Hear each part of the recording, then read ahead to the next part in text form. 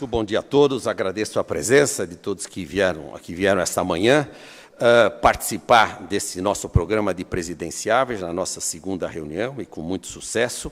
Agradeço a presença dos deputados Júlio Delgado, Márcio França, Paulo Bornhausen e Maurício Randes, do cônsul-geral dos Estados Unidos em São Paulo, Denis Henkes, e do seu Steven Knold, assessor comercial da Embaixada Americana. Gostaria de convidar ao palco o governador presidenciável Eduardo Campos, por favor.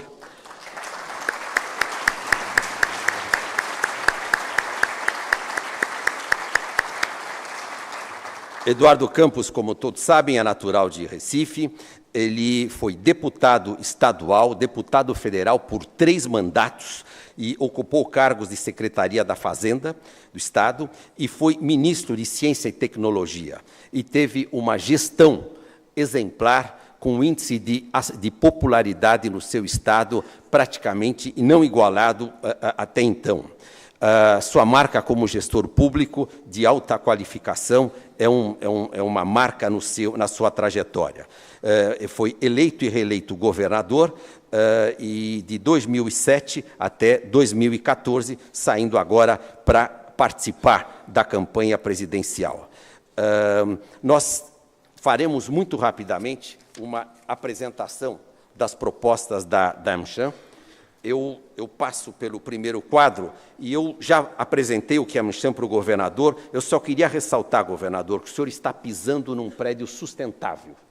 Este prédio, ele obteve a classificação ouro, classificação gold, pela instituição mais importante que classifica os prédios existentes, e teve a maior pontuação de prédios existentes para ser sustentável em todo o Brasil. Isso é uma marca que nós atingimos faz cerca de um mês. Temos a honra de poder anunciar que o senhor, comprometido com a sustentabilidade, está pisando no espaço sustentável.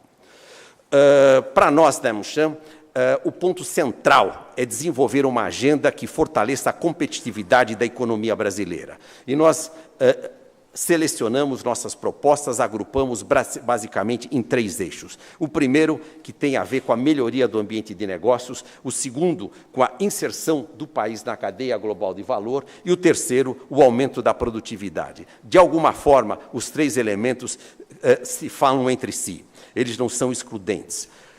Quanto ao ambiente de negócios, nós citamos que é importante começar com o bom exemplo. É o governo aumentar suas despesas de maneira tal que esse crescimento seja sempre inferior ao aumento do crescimento da receita. E o que nós temos visto nos últimos anos é exatamente o contrário. A receita cresceu muito, mas as despesas cresceram mais. Isso daria chance de criarmos um colchão, termos uma poupança vital para se investir na melhoria dos serviços públicos e na própria infraestrutura. 2 reformas se fazem absolutamente indispensáveis, inadiáveis, que têm a ver com o custo Brasil, com a redução desse custo e com a segurança jurídica. O primeiro é a reforma política, e chamamos de possível. Não estamos falando em redução de carga tributária, mas nós estamos falando de uma simplificação do processo arrecadatório com foco especial no ICMS. A segunda é uma reforma trabalhista sem mexer, sem afetar os direitos dos trabalhadores, mas que que propicie uma substancial redução do número de ações que são ajuizadas todo ano no país, cujo número supera e é crescente a 3 milhões de ações trabalhistas. É uma coisa realmente absurda e nós acreditamos que esta abordagem, essa melhora pode ser feita, em primeiro lugar, com o princípio, fazendo valer aquilo que é acordado entre o trabalhador e o empregador.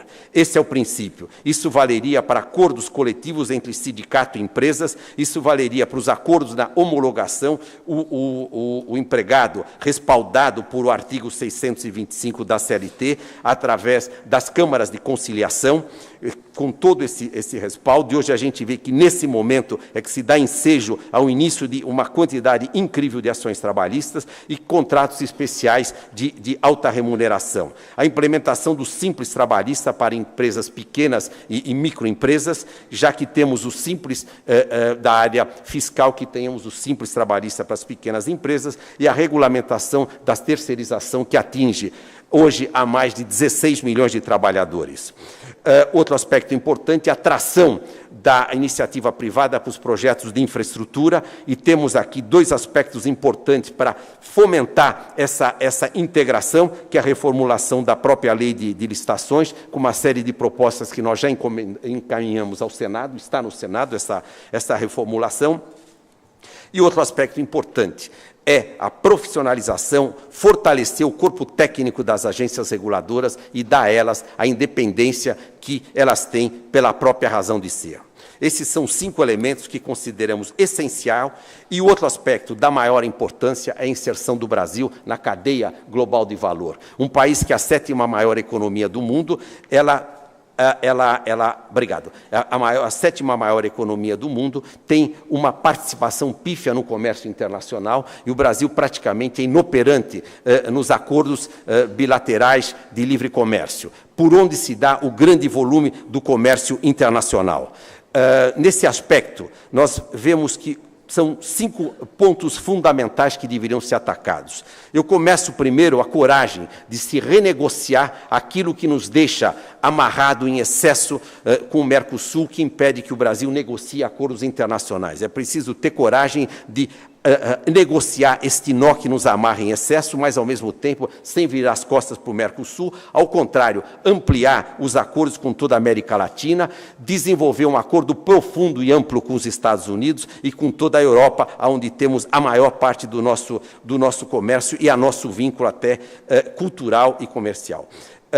É fundamental simplificar os processos aduaneiros e reduzir os custos operacionais, que são incrivelmente maiores do que a média mundial. E, ao fazer isso, se assumir essa postura, nós acreditamos que, ao se comunicar a abertura do país para o comércio internacional, a firmeza de se negociar acordos, nós vamos ter um crescimento do investimento no Brasil de maneira expressiva, porque existe liquidez internacional e o Brasil é hoje visto.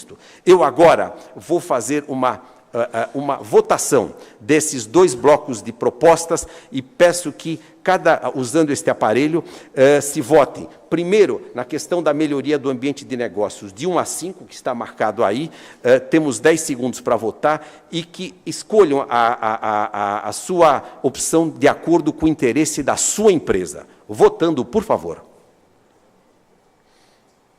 Racionalização do gasto público, reforma tributária possível, reforma trabalhista, infraestrutura e fortalecimento das agências reguladoras. O que será que vai dar?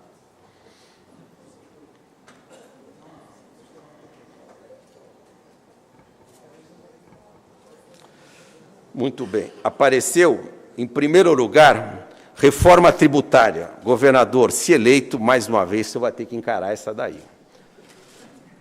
A segunda é a questão da infraestrutura, integrar a iniciativa privada aos projetos de infraestrutura são fundamentais, a racionalização do gasto público e a questão também, em terceiro lugar, da reforma trabalhista. Vamos para o outro quadro agora de votação, que tem a ver com a inserção na cadeia global de valor. Então, primeiro, integração comercial com polos econômicos, realização de um acordo amplo com os Estados Unidos, eliminação dessa decisão, desse nó que nos prende, que dificulta as negociações, que está no Mercosul, simplificação dos processos aduaneiros e redução de custos operacionais, e, quinto, comunicação desta postura para abertura aos órgãos internacionais. Votando. –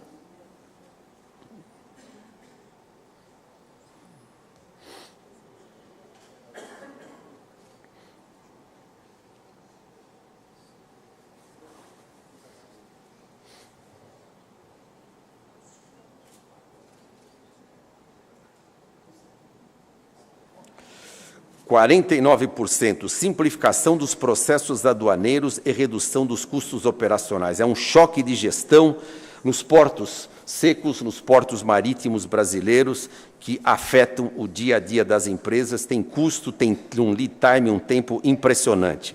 E a integração comercial não só com os Estados Unidos, mas com todos os polos comerciais. Acho que está bastante claro.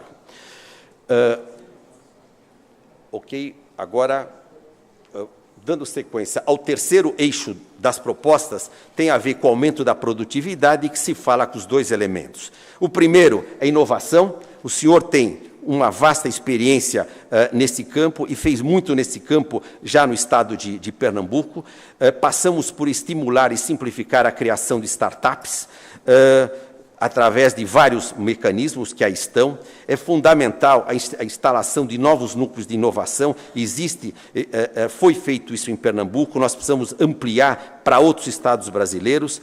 É vital, de novo, uma modernização, um choque de gestão no INPI, que hoje está levando cerca de 10 anos para aprovação de uma patente, e fomentar a integração entre universidade e empresa, modernizando, integrando, atualizando a grade curricular, e a questão do registro de patentes, que é uma dúvida que permanece no ar. A universidade pública e a empresa tem uma inibição para trabalhar, porque no final de um projeto, com quem fica a patente? Isso já foi mais do que resolvido em outros países, a gente não precisa reinventar a roda aqui, é adotar o que foi feito fora. Na questão da qualificação da mão de obra, muito do que foi feito no seu estado, uma expansão do ensino médio profissionalizante, as empresas que investem na qualificação da mão de obra deveriam ter, além de isenção fiscal, um incentivo fiscal para fazer isso.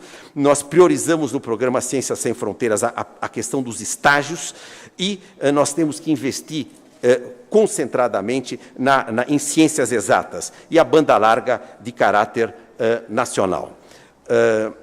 E a questão, e isto, claro, investimentos, fomentar investimentos para atração de tecnologias de ponta e melhorias de processo.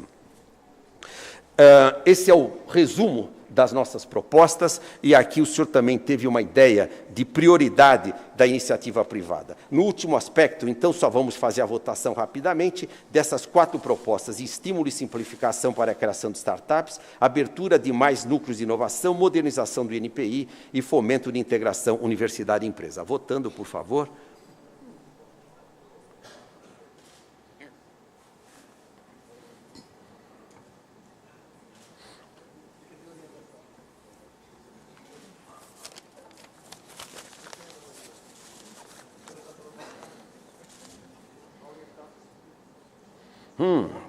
Fomento da integração entre universidade e empresa. Olha que ponto interessante. Não é tão difícil fazer, mas a simplificação e o estímulo também a startups, fala com inovação, é da maior importância, e a modernização do INPI se faz gritante. Governador, a palavra e o palco é todo seu. Muito obrigado, seja muito bem-vindo.